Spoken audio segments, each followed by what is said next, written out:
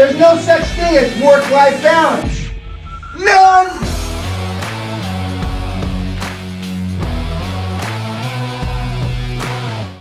Just fucking do it. Subscribe now. What's the responsibility of a non-executive director?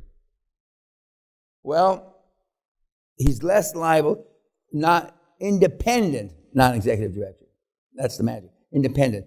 They're there to give independent advice and represent the shareholders.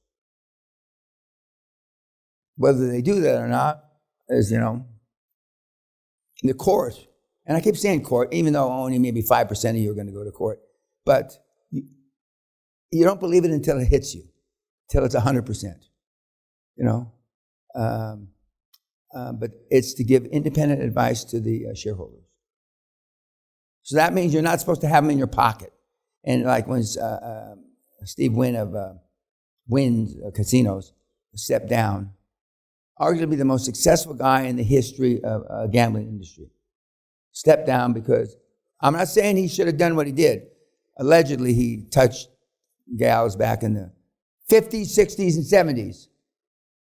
Now, how old are those gals that he touched that are in the 50s? I'm not making light of what he did because he shouldn't have done it. But the greatest guy in the history of gambling, because he grabbed somebody's ass in 1959. But you never know. And so when I say you go to court, he went to court. His directors, and the reason why I brought up the example, his directors had been there, some of them 40 years. And to say, ostensibly, they were in his pocket, They were going to the Ivy 3 times a week. They were, they were asshole buddies. And that's not what you want to be. Because when you do go to court, or if you go to court, you want to be able to say that they're really independent. And it says, when was the last time you saw Mr. Jones or Miss Jones? The last board meeting. When was the last time you socialized with Mr. Jones or Miss Jones? At the company's Christmas party. Not last weekend when you played tennis. Not because, especially now, it's frowned upon when you're too, not independent. And that's why there's a recommendation, I don't follow it, that every 2 or 3 years you should roll directors. When you get to be big, slappy, happy, satiated, you should roll public director. This has not caught on in the public arena for a lot of obvious reasons, but they should roll directors, independent directors, every 2 to 3 years. And needless to say, corporate world is fighting back against that. In some cases, it takes 2 or 3 years just to fucking learn the job. And so all that legacy you're throwing out the window. In my opinion, the real reason is, having board meetings at Monte Carlo and shit. Because we were public in Amsterdam, we were public in the UK, and our corporate office headquarters was Houston and London. The guys liked having board meetings in Amsterdam for all the obvious reasons.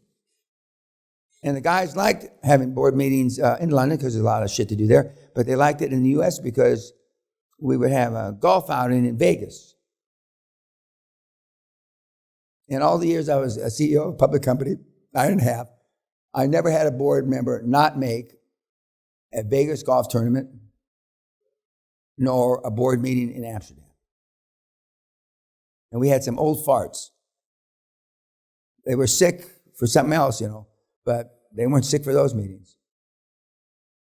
And that's why if you roll them every 2 or 3 years, there's perks, because there's a certain amount of prestige to be independent director of a public company.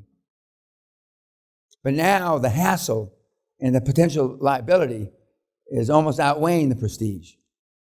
And what will not outweigh it for you guys, because you're going to be giving them, metaphorically speaking, you're giving them through their participation in transactions.